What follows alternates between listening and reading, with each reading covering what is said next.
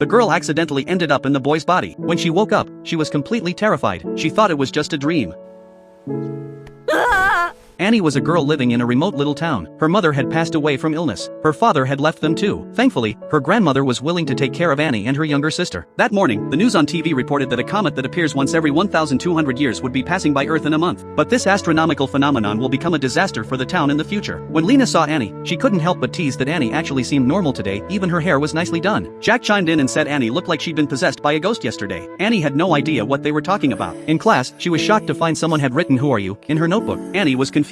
Then the teacher suddenly called on her. Her classmates laughed, saying it was amazing that Annie actually remembered her own name today. Annie didn't understand why everyone thought something was wrong with her yesterday. To her, it had only been a dream. Annie hated this town. The trains only came once every 2 hours. The convenience store closed at 9 p.m. There were no bookstores or cafes in town, just 2 boring bars. It all felt so suffocating to Annie. She wanted to graduate as soon as possible and move to bustling Tokyo. That night was the festival at the shrine. Since her grandmother was the shrine keeper, Annie and her sister had to dress up as shrine maidens for the ritual. The most important part of the ritual was the mouth-chewed sake. Annie took some sticky rice, put it in her mouth, then spit it into a ceremonial jar. Her classmates were grossed out when they saw it. After the event, Annie vented her frustration to the mountains, praying that she could escape this remote town. The next day, Annie discovered her soul had somehow ended up in the body of a boy living in Tokyo.